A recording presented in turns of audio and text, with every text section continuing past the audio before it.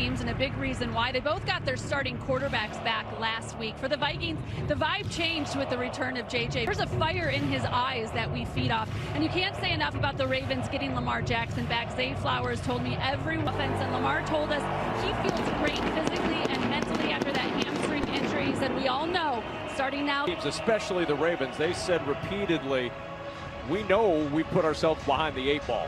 Now it's just a matter of Minnesota won the toss, as they've done each time this year when they've won the toss. They elect to defer, and the kickoff to Keaton Mitchell and Justice hits the 30 and down at the 31-yard line in the arms of Dallas Turner.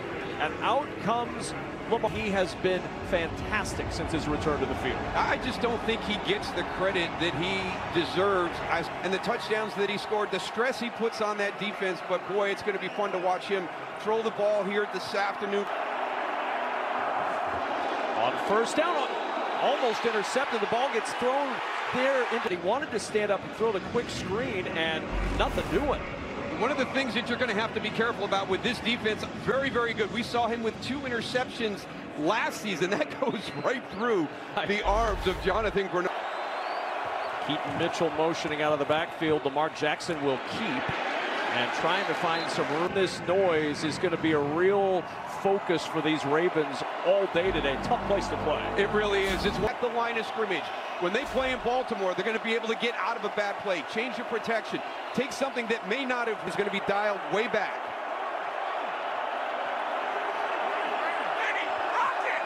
Blakely with the catch, short of the first down at the 39. 2 yards shy, thanks to number 2, Isaiah Rodgers. Can't ask for anything better. When you go against this offense of the Baltimore Ravens, when you have Lamar Jackson and you have Derrick Henry, you have Zay Builder for that Vikings defense. We talk about the quarterbacks and the offenses rounding out and getting healthy. I think you could say the same for both of these. 3 and out, Miles Price ranging to his left, picks it up on the bounce at the 10-yard line. Malachi Starks on the tackle, and out comes J.J. McCarthy. First about at the top of the broadcast, 2 good quarters, 10 kind of meh quarters so far. Yeah. Right, yeah, and that's been another issue, is the health. And when you're not healthy and you can't be in the lineup, you don't have that opportunity to. Deadline starts for the Ravens. McCarthy batted at the line by Kyle Hamilton. And Kyle Hamilton, you just got to find him. You know, he's amazing. We hear that phrase, chess pieces, and Kyle Hamilton is one of those guys. What was impressive when we talked to defensive coordinator Zach Orr was playing that Sam linebacker in that nickel defense. I mean, down at 10 at the 14, it's Aaron Jones, and Jones nudging his way out near the 19, healthy. Yeah, 6 different combinations of their starting 5, but not the one that they have as their Jones has to be a part of this game. He's one of those guys, when he's not involved, the energy is not the same on the offensive side of the ball. 6. McCarthy with pressure in his face finds Justin Jefferson and a first down. Boy, this is outstanding by J.J. McCarthy. Here he is right here. Watch this. He's going to stand in the pocket. Watch. Just silly. It's going to get an extra 15 yards tacked onto that. This is a good play on both sides of the ball. And the handoff is to Jones. Not much there. Travis Jones again on the tackle. That's why they went out and got Draymond Jones. Yeah, when you think about Ravens defense, you think about pressure and chaos and stress and all those. Bringing Draymond Jones into this team, he's playing his best football over the last 4 games, 4.5 sacks. Draymond Jones this afternoon.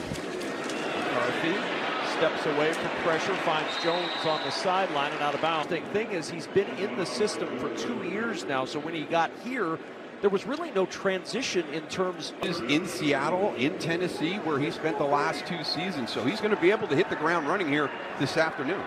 Now he'll rush inside, he'll rush on the edge. McCarthy on 3rd down, floating it up for Naylor, and he drops a dive. Alohi Gilman saves a touchdown, but Jordan Addison, or rather Jalen Naylor, on a beautiful drive has been for J.J. McCarthy. He has taken what the defense has given him, and now you got to play dialed up. What did we say at the top? Get downfield at some point, and when we do take advantage of that, that was an outstanding throw by J.J. McCarthy, and has the ability to make all the big throws out there. He's just got to do it more often. Longest pass allowed by Baltimore. 6 NFL Challenge. Download the Fox Sports app right now and enter for free for a shot to win your share of $10,000 in cash prize with the long catch of 62 from McCarthy. and now Minnesota in the red zone for the 28th time.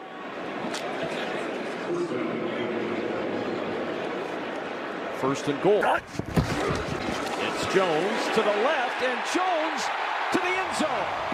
Vikings on.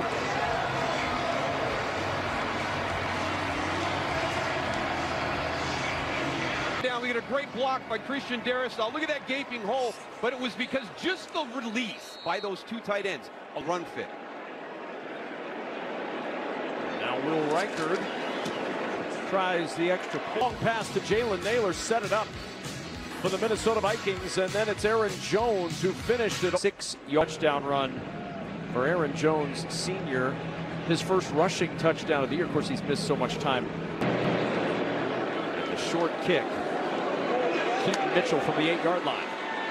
Mitchell with the tackle, and here comes Lamar Jackson. You see the numbers this season. We were talking with Vikings coach Kevin O'Connell, and he said that Lamar was devastated. He didn't throw it well, and they wanted him to work out as a receiver. And he said, I more skills even back at that time, so many years ago. Kevin O'Connell is just unique in how he puts it.